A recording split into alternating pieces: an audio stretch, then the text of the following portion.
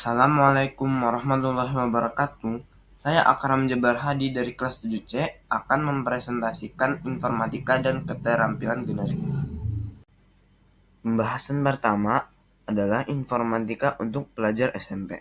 Informatika adalah bidang ilmu mengenai studi, perancangan, dan pembuatan sistem komputasi serta prinsip-prinsip yang menjadi dasar perancangan tersebut.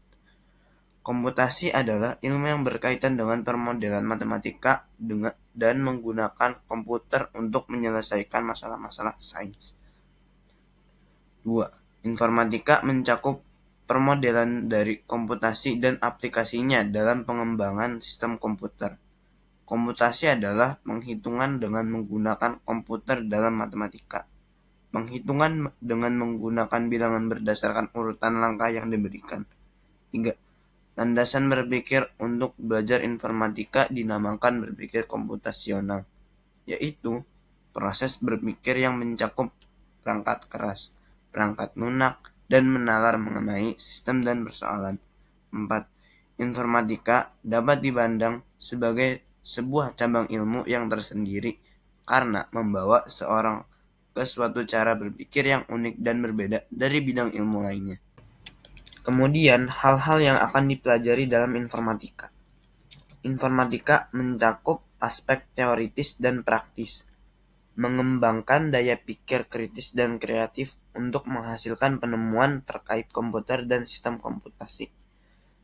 Bidang-bidang pengetahuan informatika yang akan dipelajari yaitu dikelompokkan menjadi di antaranya berpikir komputasional, teknologi informasi dan komunikasi, sistem komputer atau computing system, jaringan komputer dan internet, analisis data, algoritma dan pemrograman, dampak sosial informatika, dan praktika lintas bidang. Selanjutnya, informatika dan profil pelajar Pancasila.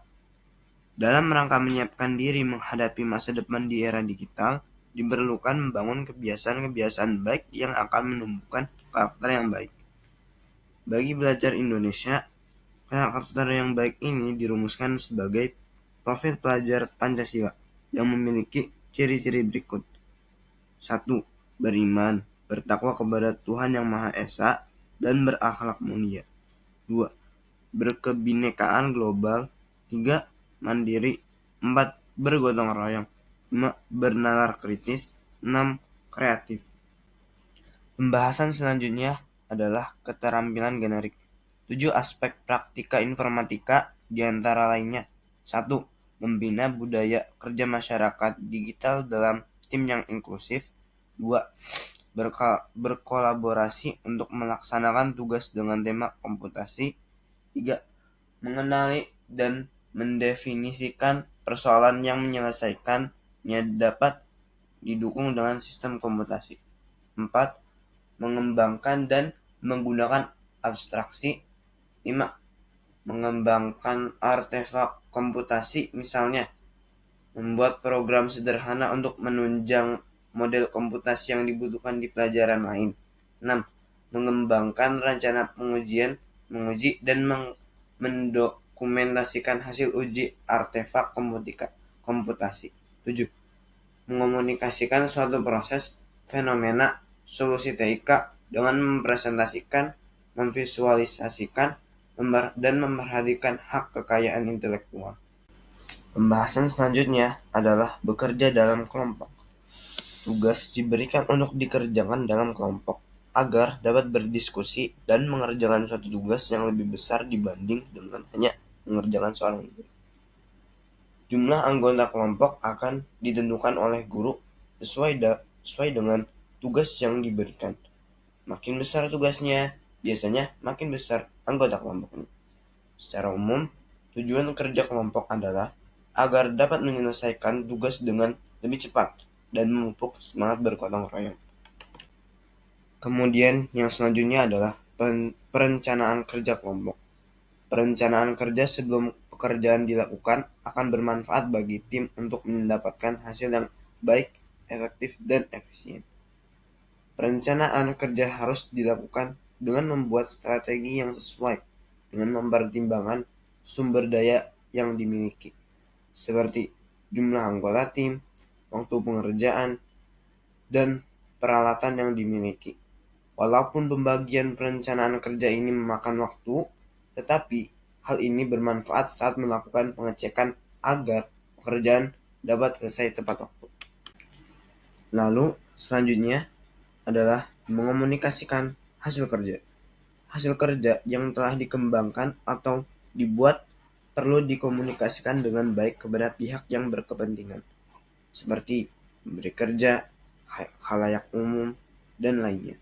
Komunikasi hasil kerja bisa dilakukan dengan presentasi dan demo produk atau dalam bentuk produk tampilan seperti infografis. Infografis. Infografis berisi informasi teks dan gambar atau grafik lain yang akan mempermudah pembaca menangkap pesan yang dimaksud. Ilustrasi visual lebih mudah untuk ditangkap maknanya dan diinterpretasi ketimbang hanya tekstual. Seringkali infografis dalam satu lembar akan lebih bermakna dan menunjukkan hal penting, disebut abstraksi. Dari apa yang kalian kerjakan, dapat dikatakan bahwa sebuah gambar mengandung 1000 makna. Kemudian, komponen infografis. Konten dan tampilan akan menjadi sebuah infografis menjadi paparan untuk mengomunikasikan hasil yang baik dan berhasil. Perancangan konten infografis perlu memperhatikan hal berikut. 1. Tujuan infografis dibuat. 2. Kepada siapa infografis ditujukan. 3. Konten harus benar, masuk akal, dan jelas sumbernya. Konten bergantung pada tujuan infografis dibuat. Dari segi tampilan, hal yang harus diperhatikan adalah 1.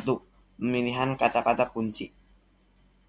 2. Pemilihan huruf yang sesuai ukuran dan jenisnya. 3. Pemilihan ilustrasi yang sesuai. 4. Tata warna yang serasi dan sesuai dengan konteks. 5. Tata letak yang baik. Lalu yang terakhir, presentasi.